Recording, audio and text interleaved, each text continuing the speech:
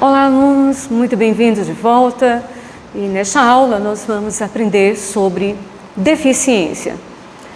Resgatando um pouco do conceito de deficiência, nós trazemos um conceito trazido por Bueno em seu artigo em 2004 que diz: as pessoas com deficiência são identificadas ao longo da história em virtude de características intrínsecas, diferentes da maioria da população e, portanto, necessitam de processos especiais de educação. Dessa forma, temos como premissa que as políticas de educação especial têm subjacentes uma concepção de deficiência e a proposição de um modelo de atendimento para os alunos com deficiência do ensino fundamental sustentadas nessa compreensão. A abordagem da deficiência não é estática.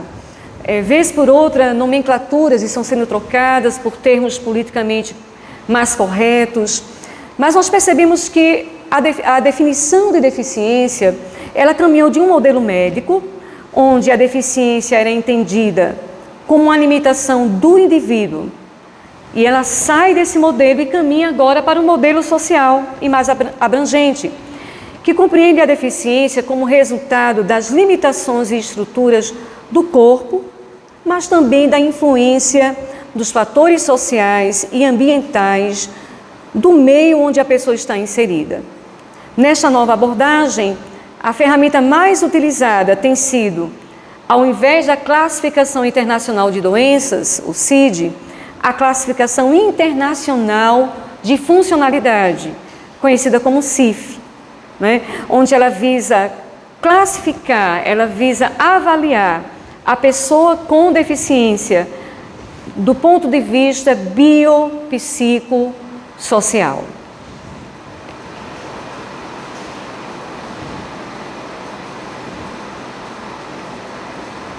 Então, a mudança conceitual da deficiência foi estabelecida pela Convenção dos Direitos da Pessoa com Deficiência, proclamada pela ONU em 2006, onde em seu artigo 1º ela dispõe: pessoas com deficiência são aquelas que têm impedimentos de natureza física, mental, intelectual ou sensorial, os quais, em interações com diversas barreiras, podem obstruir sua participação plena e efetiva na sociedade, como as demais pessoas.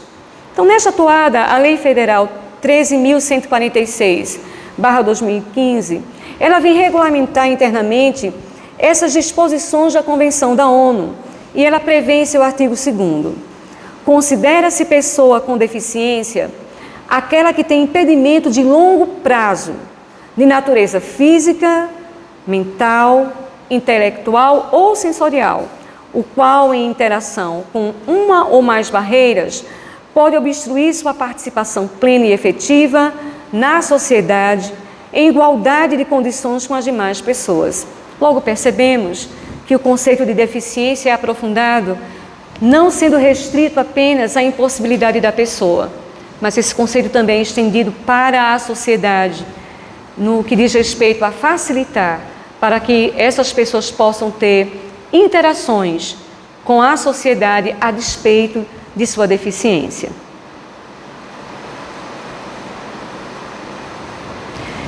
E agora a gente vai conversar um pouquinho sobre um tema bastante controverso. Que termo é correto utilizar para falar da pessoa com deficiência, Foi muito usado até pouco tempo o termo portadores de deficiência, portadores de necessidades especiais. Entretanto, esse termo faz referência a algo que se porta, e algo que se porta passa a ideia de uma coisa temporária, quando na maioria das vezes a deficiência é algo permanente. Além disso, a expressão portador de deficiência pode se tornar um estigma, por meio do qual a deficiência passa a ser a característica principal da pessoa. Logo, ao invés de olhar para a pessoa, para o ser humano, primeiro estaríamos olhando para a deficiência que essa pessoa tem. Isso não é compatível com o modelo inclusivo que estamos buscando nesse momento, um modelo que visa a promoção da igualdade e não a discriminação. E quanto ao termo deficiente, seria correto usá-lo? O que dizer sobre isso? Assim como no caso anterior, a utilização do termo deficiente de maneira isolada vai ressaltar apenas uma das características que compõem o indivíduo. Ao contrário da expressão pessoa com deficiência. Essa é uma expressão mais humana. Ela vai ressaltar a pessoa ao invés de sua deficiência propriamente dita. O que buscamos é colocar a pessoa em primeiro plano e não a sua deficiência. O que se busca é valorizar a pessoa, independente de sua condição física, sensorial ou intelectual. É muito comum, em alguns ambientes educacionais, inclusive, dizer-se: ali está o autista, ali está o aluno ou aluna com síndrome de Down. E muitas vezes até o nome da pessoa se perde. E de tanto focar no aspecto da deficiência, se perde o aspecto global da pessoa. Então, diante de tais esclarecimentos, destaca-se a necessidade de um esforço coletivo, no sentido de empregar a terminologia correta e adequada a esse momento que vivemos da educação especial, que trabalha para um modelo inclusivo. Não fazer isso significa dar margem à perpetuação da exclusão e estigmatização desses sujeitos, como vimos tudo o que ocorreu ao longo da história.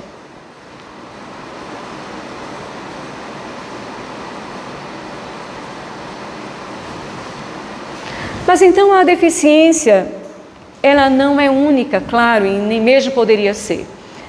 Ela tem categorias. É considerada a pessoa portadora de deficiência a pessoa que se enquadra em algumas dessas categorias de que vamos falar agora. A primeira, deficiência física. A pessoa que tem deficiência física é aquela que tem alteração completa ou parcial de um ou mais segmentos do corpo humano. E isso acarreta o comprometimento da função física. Significa que, se eu tenho uma alteração, a pessoa que nasce com o dedinho ligado, com o dedinho a mais, só é considerado deficiente se aquilo que ela tem consigo de diferente dos demais acarreta algum prejuízo às suas funções físicas, intelectuais ou motoras. No sentido da deficiência física, nós temos a paraplegia, paraparesia, monoplegia, monoparesia, tetraplegia, tetraparesia, triplegia. São termos vastos, mas todos esses termos dizem respeito à quantidade de movimento que a pessoa tem ou não tem, a quantos membros foram paralisados. Por exemplo, a tetraplegia. Quem é a pessoa tetraplégica? É aquela que tem as suas funções de movimento comprometidas, não é? Do pescoço para baixo. Quem é a pessoa que tem uma paraplegia? É a pessoa que, do tronco para cima, ela tem suas funções motoras preservadas, mas as pernas não teriam movimento. E assim nós vamos ver, cada termo desse diz respeito especificamente a uma categoria de deficiência física, ressaltando que só é considerado deficiente aquele que tem uma alteração permanente. Se uma pessoa teve uma paralisia facial temporária, ela não é considerada deficiente, porque é uma condição que não vai ser perpetuada.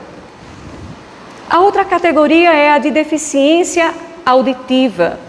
Quem é a pessoa considerada deficiente auditiva? É alguém que tem perda bilateral, ou seja, ela tem perda da audição, né, em ambas as orelhas, e essa perda pode ser parcial ou total. O que vai definir isso, de acordo com a lei, é um exame chamado audiograma, e neste audiograma a pessoa é testada em várias frequências de audição, e ela vai dar respostas em 500 Hz, 1000 Hz, 2000, 3000 Hz, e a partir das respostas que ela consegue dar auditivamente ou não, ela vai ser enquadrada como uma pessoa com deficiência auditiva.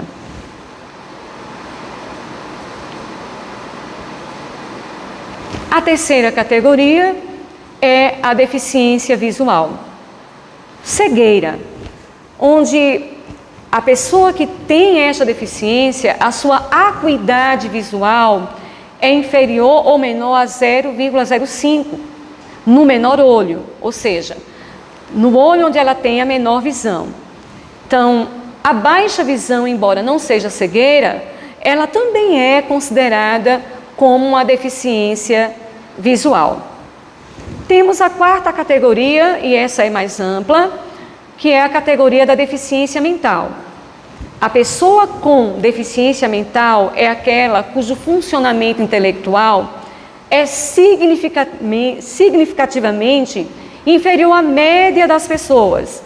É necessário que essa deficiência tenha sido manifesta antes dos 18 anos e que comprovadamente isso traga limitação associada a 2 ou mais áreas de habilidades adaptativas, tais como comunicação, cuidado pessoal, habilidades sociais, utilização dos recursos da comunidade, saúde e segurança, habilidades acadêmicas, lazer e trabalho. E a última categoria é a deficiência múltipla, onde está associado 2 ou mais categorias de deficiência na mesma pessoa. No próximo bloco, nós nos veremos, onde aprenderemos sobre tecnologia assistiva. Até lá!